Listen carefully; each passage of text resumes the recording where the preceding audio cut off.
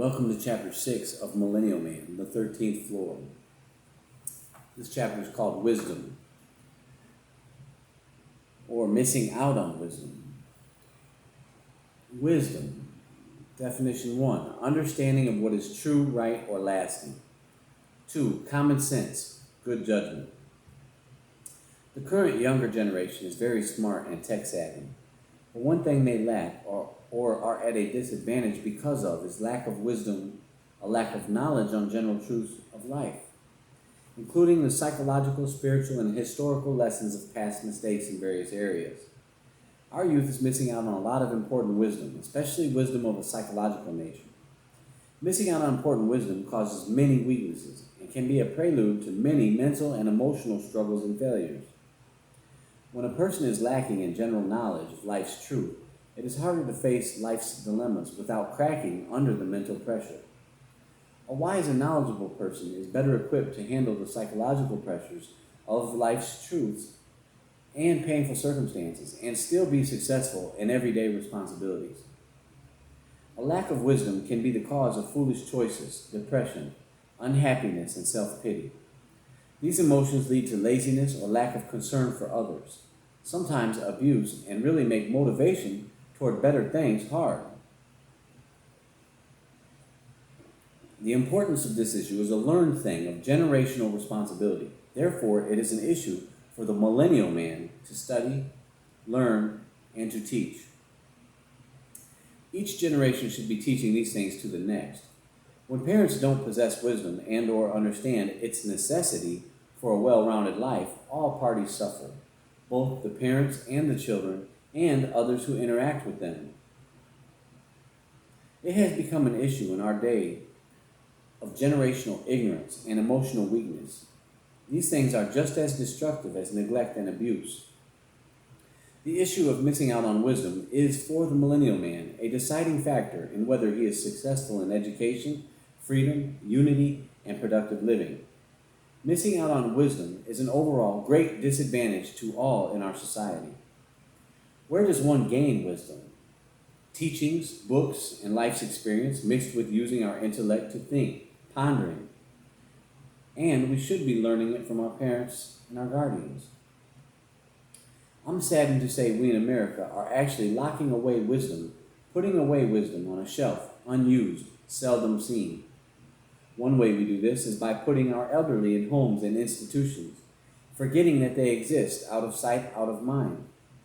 As a result, children are missing out on important wisdom and valuable lessons on life that can come from our grandparents' stories and lessons and wise advice. Also by regular interaction with them. Grandparents or the elderly are also missing out because they often feel lonely and without purpose. By the practice of service and compassion towards the elderly and aging, we gain valuable ability and wisdom. Also, it will improve our individual characters greatly. When we put the aged in homes to be forgotten, locking them away, we are losing all these valuable principles of life and avenues of learning properly.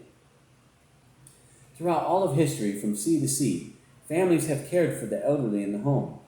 Everyone benefited from this common arrangement in different ways, mentally, spiritually, morally, educationally, and financially. Having the elderly in our homes was a great advantage to children and was a wonderful way for them to learn some of life's most valuable lessons. Learning from the aged and grandparents, being involved in the care and rearing of children, was a normal occurrence and considered essential. A lot of cultures hold the eldest in the highest esteem, but not so any longer. Not so any longer here in America. Why is it usually the only ethnicity you see in nursing homes and institutions for the elderly are white and black Americans? Some think this is because it takes a lot of money or success to afford to keep the elderly in these homes and institutions, but government or insurance is paying the bills. Is it the race or culture that demands this? Is it ignorance of the value of having elderly in the home? Or may it just be another expression of selfishness, blinding our ability to see reason? Is it the slow deterioration of understanding? Is its promotion an intended action meant to weaken our family unit in society? The idea of institutional caring for the elderly is new to the world. Remember, we have about 5,000 years of recorded history. This practice was introduced in the 19th and 20th century. The introduction of institutions was also being utilized for the deviant and the insane around the same time. How we've come to associate the elderly's value with that of the criminal and the insane person is beyond my understanding.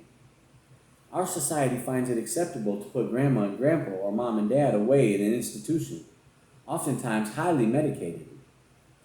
Claims are made that this is best for all parties involved, but most of the time it is selfishly motivated and destructive to our success as a people, our society, in the long run. Millennial men, we need to consider carefully this issue and think of ways to remedy this horrible injustice to our elderly, our children, society, and our own characters. These homes are no more than glorified prisons used to sedate and pacify our so-called loved ones for years as they approach death, often in isolation. People in real prisons for criminals have better living conditions than our aged who are trapped in these institutions, barely able to move or to think for themselves because of the medication and lack of exercise and sunshine. Who is it that after close consideration of this issue can find these things acceptable? To count the aged and elderly as of no use or importance is a great mistake. A mistake that has many impacts on our ability as a united society to function effectively and efficiently. This is also having an impact on our state of mind collectively and our psychological statuses individually. This is another piece of our puzzle, millennial men. This issue is affecting our concern for our fellow humans, and it is a contributing factor to our weakness as a nation and as a people. Everyone needs to learn the importance of caring for and learning from our aged and elderly men and women. Our youth need to hear stories of times past, stories of love, struggles, war, and politics. Our youth have a natural need for wisdom that only our aged can provide, that only the experience can give to them. Our youth can learn from our elderly that life isn't all selfishly motivated, that life is expected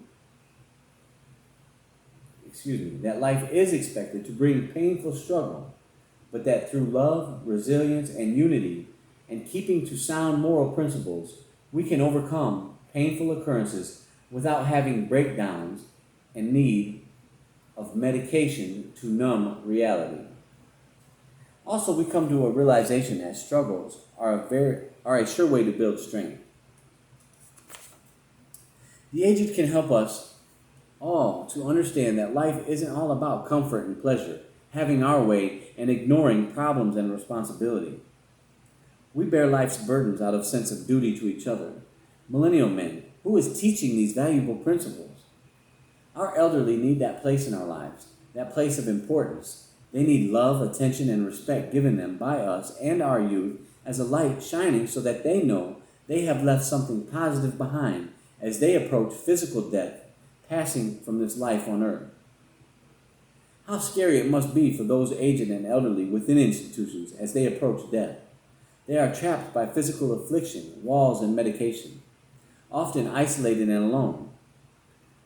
How do we call ourselves great and a nation of Christian values, morals, justice, success, and love?